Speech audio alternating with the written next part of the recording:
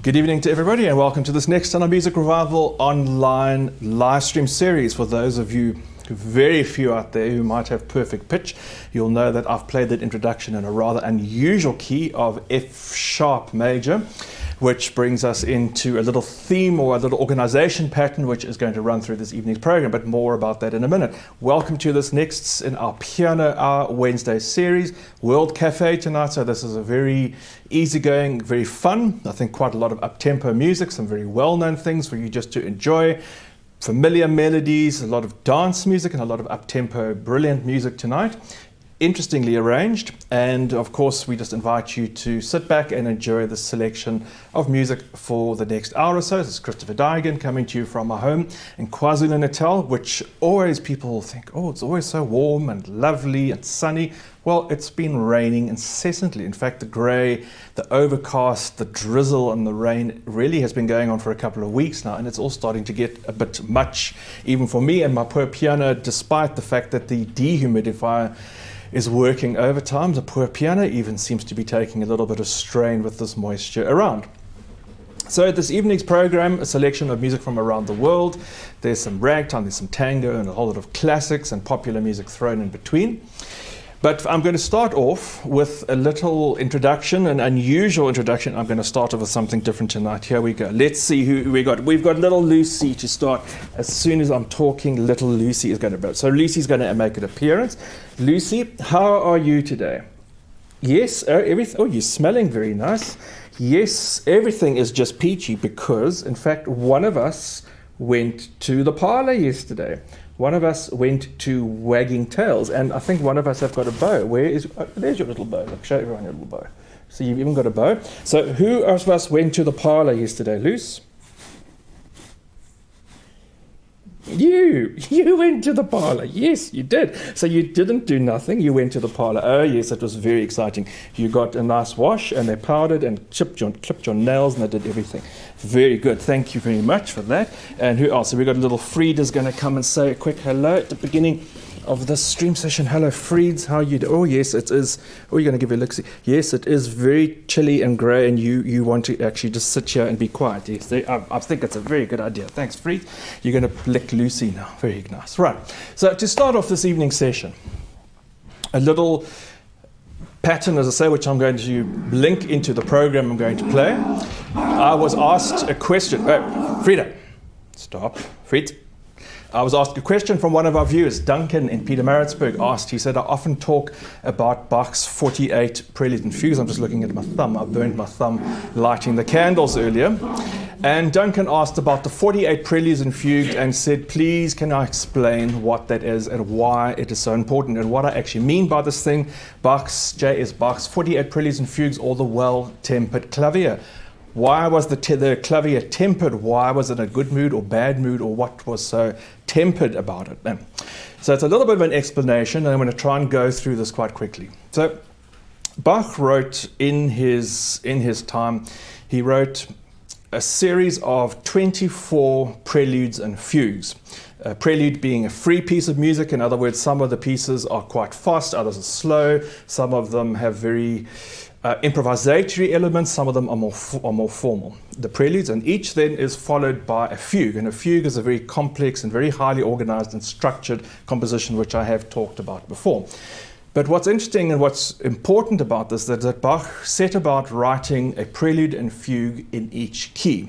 We've talked about keys briefly. So he starts off writing in the key of C minor, or C major at least. So that is C major. Then he writes a prelude and fugue in C minor. Then he goes up one step. He goes from C to C sharp. So he writes a prelude and fugue in C sharp major. Then he writes one in C sharp minor.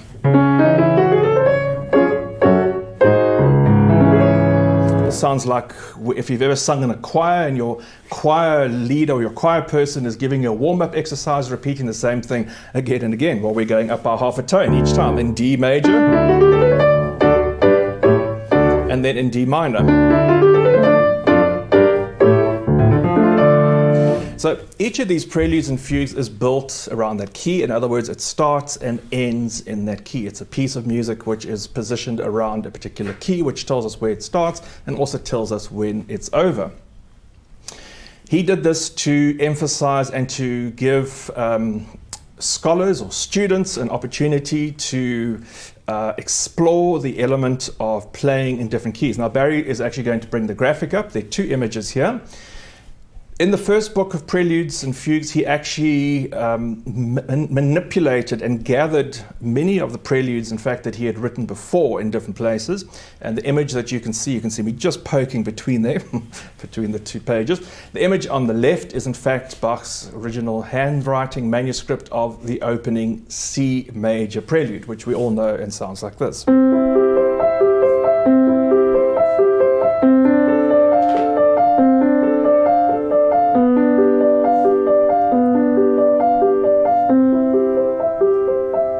The image on the right is the introduction that he writes out in a very elaborate handwriting to say that he's composing a prelude and fugue in each key called das Welttemperierte Klavier, or the well-tempered keyboard.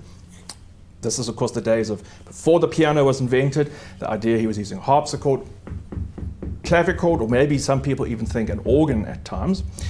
And he's writing a prelude and fugue for the benefit and the amusement and the enjoyment and the instruction of students and scholars, as well as more professional musicians, one in each key.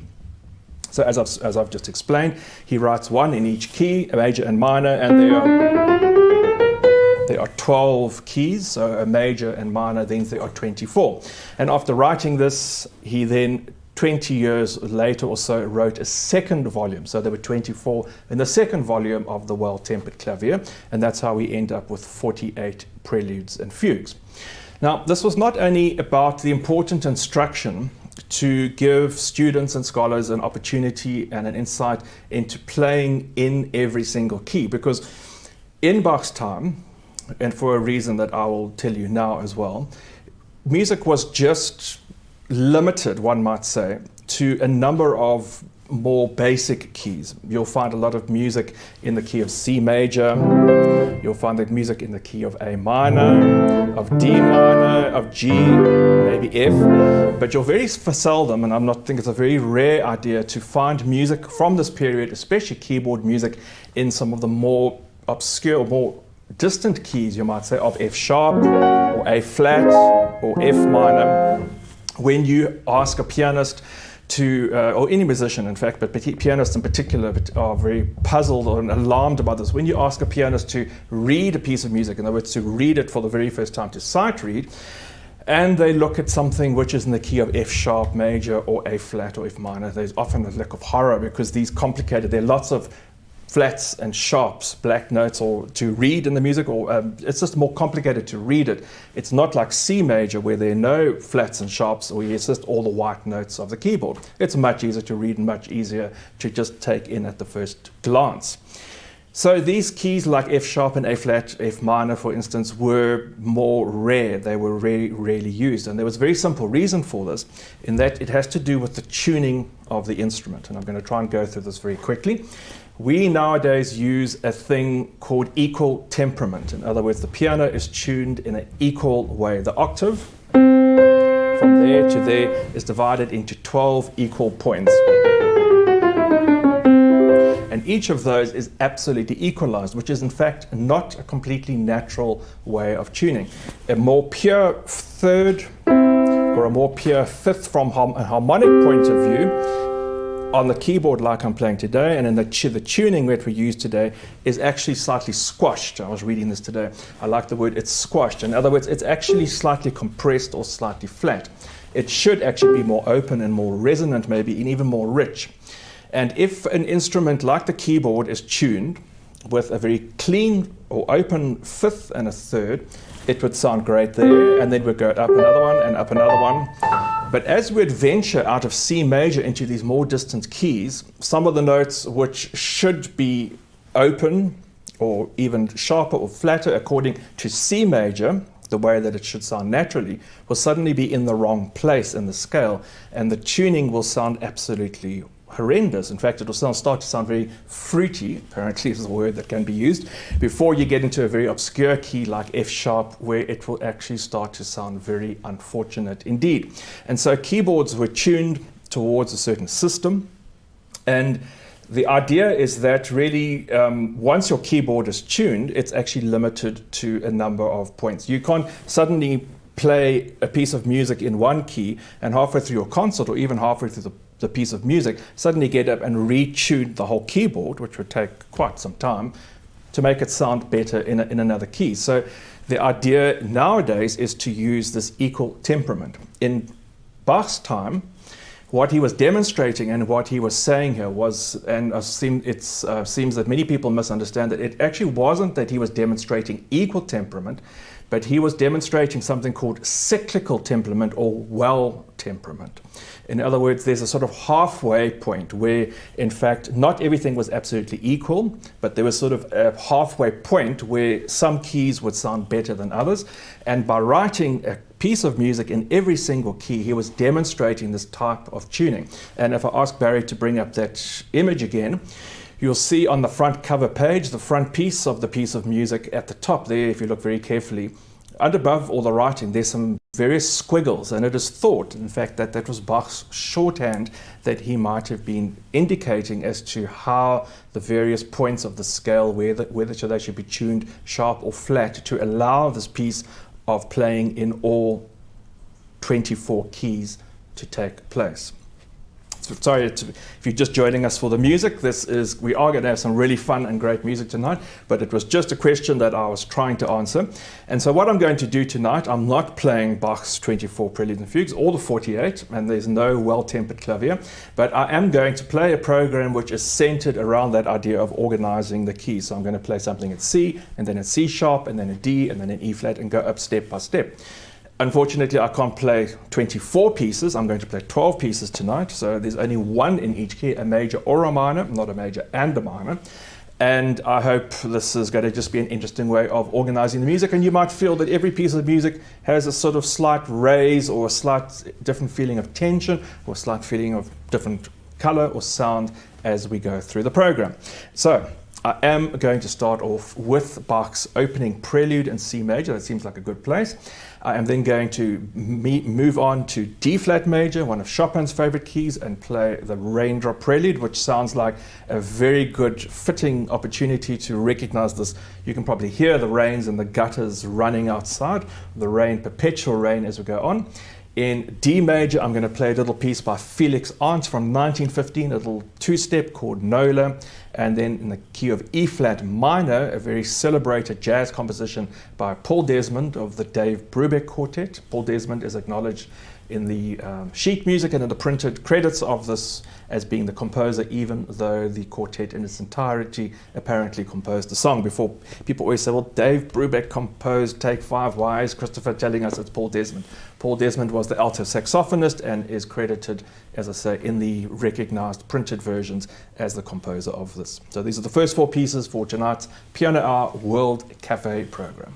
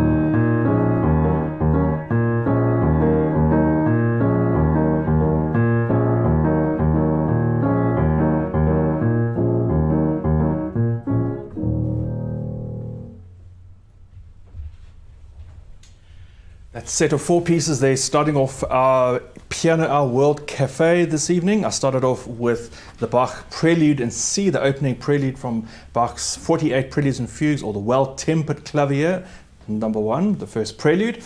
Then the Chopin Raindrop Prelude, and I can really sense that feeling of oppression that Chopin felt in that abandoned monastery. He went to this island of Mallorca for a happy little holiday with Georges Sand and their little cottage apartment, which was warm and cozy. They had to leave because the authorities feared that Chopin himself was coughing incessantly due to tuberculosis, and so they were asked to actually leave the town, and the only accommodation they could find was on an abandoned monastery right on the top of the hill, which was really unpleasant apparently, although people I know who've been there said it actually is not that bad, actually not so shabby after all. But Chopin was complaining about everything.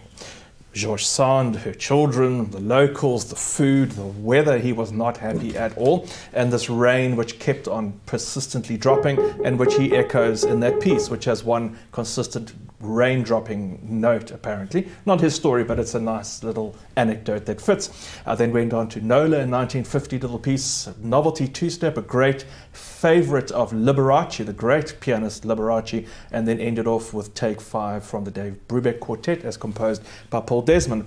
I had to laugh. I was trying desperately, to keep that jazz rhythm going in my left foot.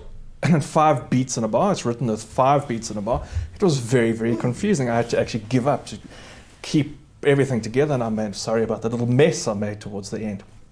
So carrying on in this selection of pieces that I am organizing around a sequence of 1 note, 1 piece at least on every key this evening. 12 pieces of music. We've had C, D flat, D major, and E flat, that Take 5 composed in E flat minor. I'm now going to move on to E, F, F sharp, and G, and I'm going to play for you Le Coucou by Jean-Claude Daquin, a 17th century harpsichord composer. You'll hear the cuckoos in the top, in the middle, and the bass popping out all over the place. Straight after that, I play Scott Joplin's Elite Syncopations, the syncopations referring to the ragged rhythms, where ragtime, of course, gets its name from, that jaunty, ragged edge to the sound. And an elite syncopation, I think a very refined piece from Scott Joplin, one of my favorites. I then move on to G flat or F sharp, but just depending on which way you want to spell the notes. G flat major, I play Antonin Dvorak's Humoresque, a beautiful piece of music, which has got a lovely, very sedate atmosphere. And then ending the set of 4 with a piece in G major by Domenico Scarlatti, one of his very brilliant and very fast sonatas.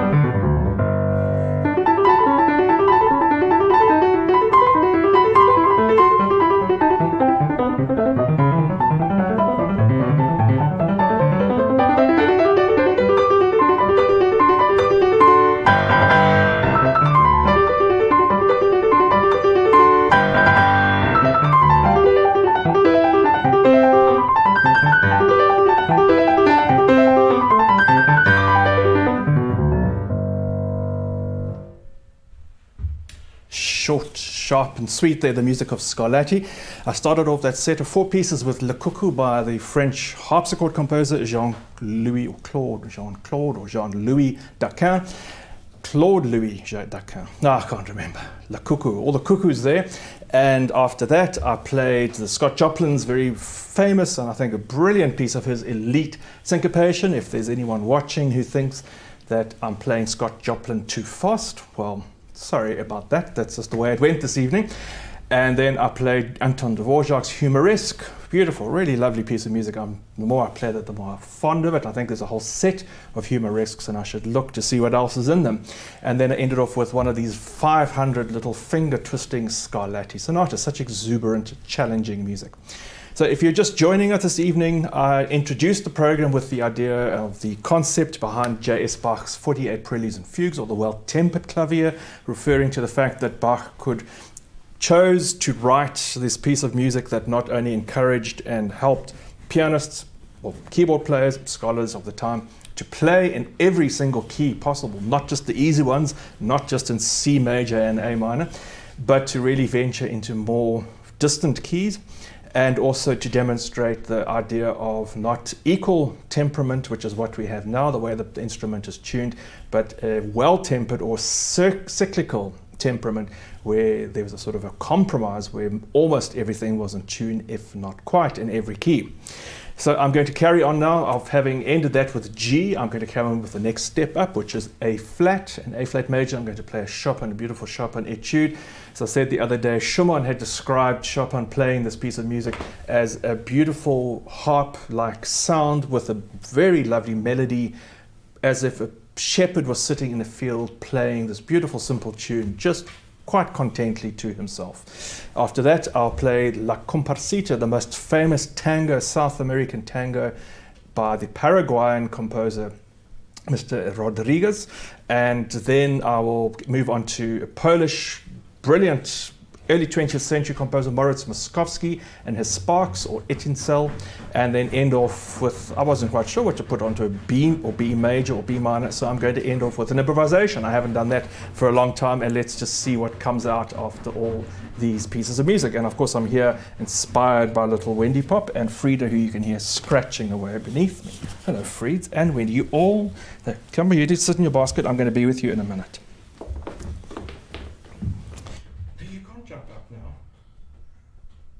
Frida, you're in my way. My girls. Oh dear. We're having a little bombing, a video bombing. You bombing my live stream, girls. You're in my way. Come. I'll come with you. I'll be with you now. Come, Frida.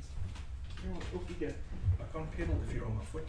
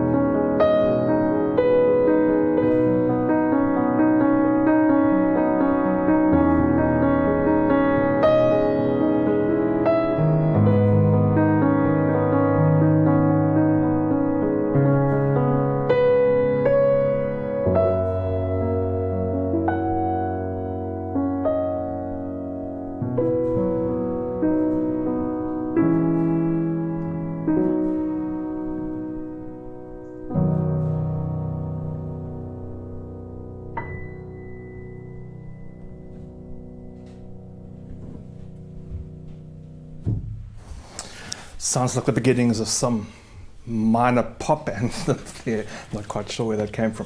Anyway, that last section of 4 pieces there in this evening's program, I started off with the Chopin Etude, Opus 25, number 1, sometimes known as the Aeolian Harp. None of it has to do with Chopin's titles. The second, I played La Comparsita, the very well-known, popular, famous tango by Mr. Rodriguez. And then a very brilliant, gosh, that did go at quite a pace, Moszkowski's Etincelle or Sparks, brilliant showpiece. It went a little bit faster than I thought, but we got to the end of it in one piece, it seemed. And then I ended off with a little improvisation. Those were the keys of A flat, A minor, B flat for Moszkowski, and B major, which of course then brings us back to C. After B comes C. And that is, of course, then the end of this evening's program. It just gives me the possibility to say hello to Lucy again. Lucy's desperate to come back. I think Lucy's wanting to show everyone her latest haircut. Lucy, a couple of people have said they would like to see a close-up of you because they always feel that you are a little far away. Do you want to go a little bit closer to the camera? Let's see if our microphone's... Okay, Barry's going to zoom in. So if you are able to support, please do continue to support me. I have 1 or 2 or 3 concerts coming up in December, live concerts, which are going to be in Hermanus and at the Ambers, and also in Knysna next Monday night, the 29th of November. Do you want to come with to Knysna?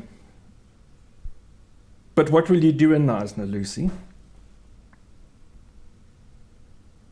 Just nothing. Nothing. You're not going to do anything.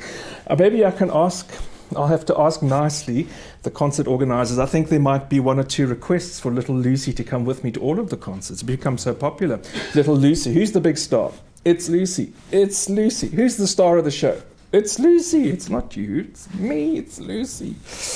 So, little Lucy, if you are able to support me, please do continue. And I'm really depending on the financial support of those who are watching and enjoying these streams. Thanks, Barry, for the technical support this evening. I hope you've enjoyed the selection of music. Duncan, I hope you enjoyed the explanation.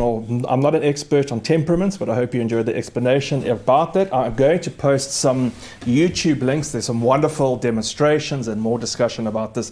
And demonstrations, especially at the instruments of the time, where they actually then tune the instrument, the harpsichord or clavichord, to these particular temperaments. So you can actually see, as well as a fascinating link I will post about some visual representations of when notes and intervals are actually in tune. It makes a lot more sense when they explain it than when I do. Thank you for joining us tonight. Look forward to seeing you on Saturday when I have a program of music by Liszt, Beethoven and Chopin. Enjoy your evening. Stay well. What's wrong? Thank you, Barry. I did. I said thank you, Barry. Thank you, Barry, saying I haven't thanked him. Thank you again, Barry, for supporting us this evening with technical support, and look forward to seeing you on Saturday.